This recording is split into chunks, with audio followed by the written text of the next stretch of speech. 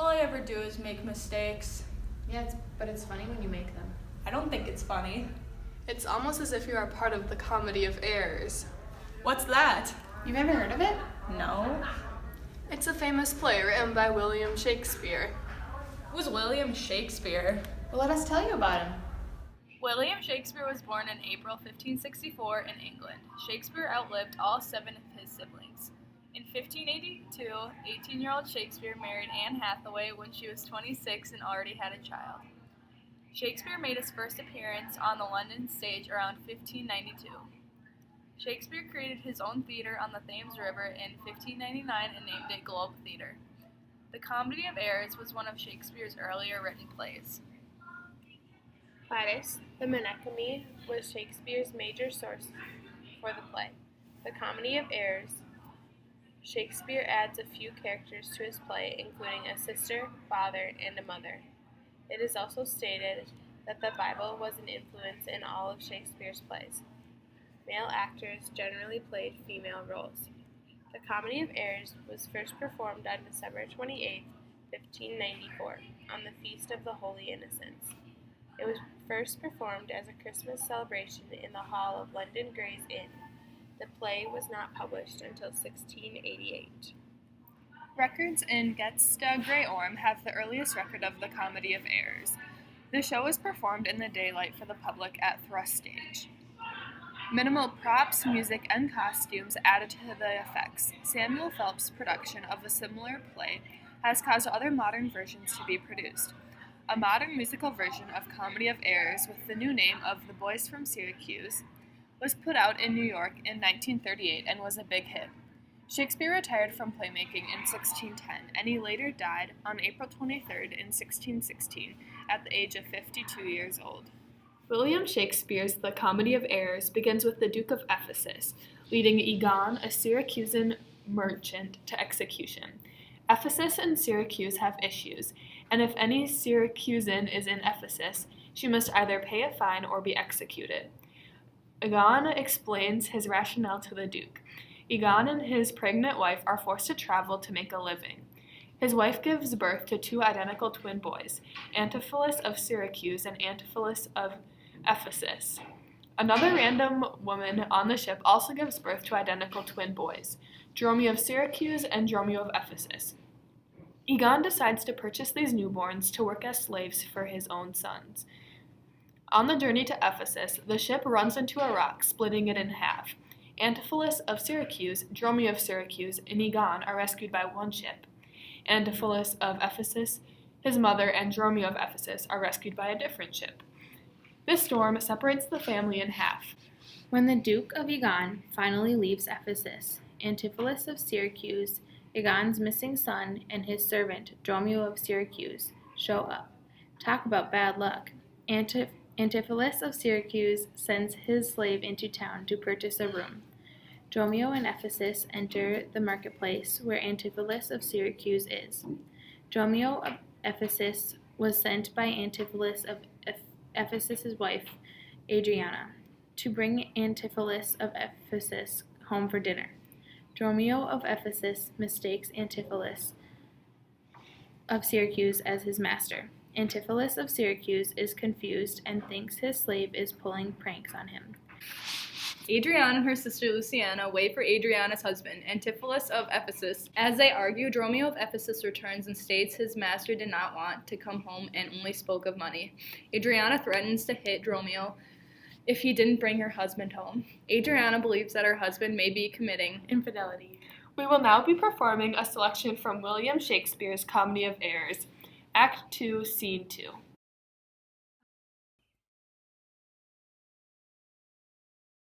The gold I gave to Dromio is laid up, safe at the Senar, and he heedful slave is wandered forth, in care to seek me out.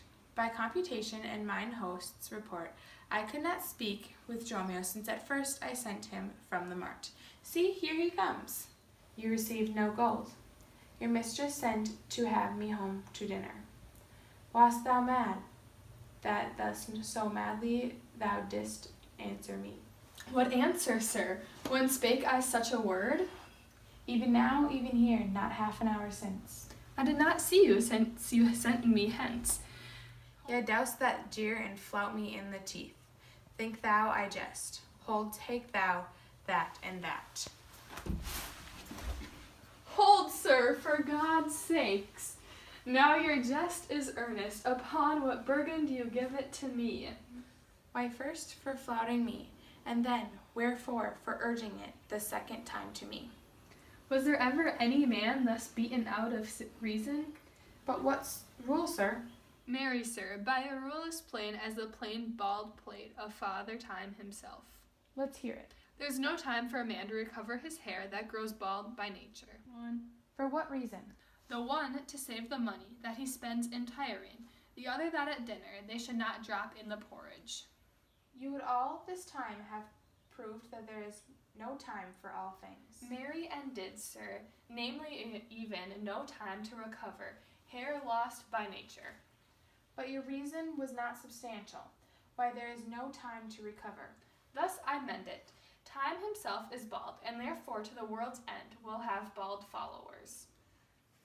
Hey, Antipholus, look strange and frown. Some other mistress hath thy sweet aspects. I am not Adriana, nor thy wife. The time was once thou unurged wouldest, that never words were music to thine ears, unless I spaked or looked or touched or carved to thee. How come it now, my husband? Oh, how it comes it. Plead you to me, fair dame. I know you not. In Ephesus I am but 2 hours old, as strange unto your town as to your talk. Here comes Luciana and my Dromio.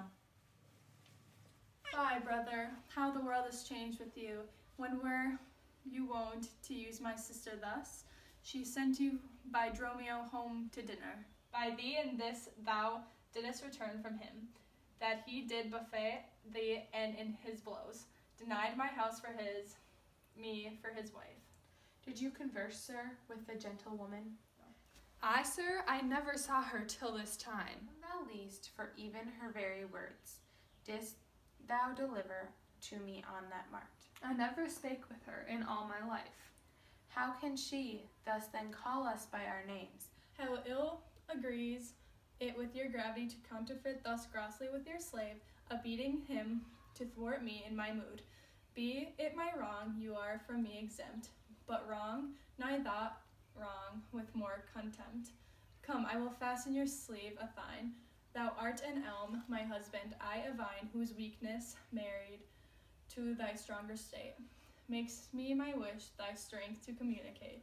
If aught possesses thee from me, it is a dross, usurping ivy, brier, or idle moss, who all for what pruning with intrusion infect thy sap and live on thy confusion. To me she speaks, she moves me for her theme. What, was I married to her in my dream? Or sleep I now and think I hear all this? What air drives our eyes and ears amiss? Until I know this sure uncertainty, I'll entertain the offered fallacy. Come, sir, to dinner, Dromio, keep the gate. When he is late for dinner with his wife, Antipholus of Ephesus leaves Angelo alone to order a necklace for his wife.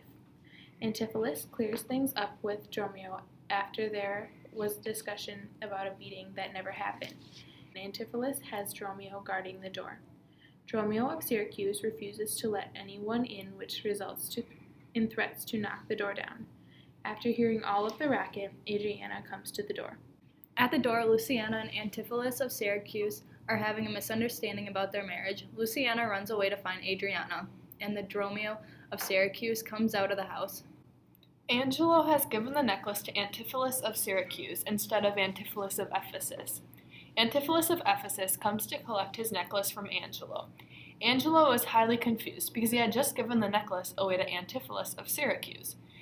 Angelo thinks that Antipholus has the necklace and is not paying him back. This adds a lot of confusion and frustration for everyone involved. Antipholus of Ephesus ends up arrested, and he sends his Dromio to get Adriana to pay for his bail. Luciana tells Adriana that Antipholus of Ephesus has declared that he loves her. Dromio of Syracuse arrives and lets Adriana know that Antipholus has been jailed. Adriana gives Dromio bail money and is left to wonder why her husband is in jail.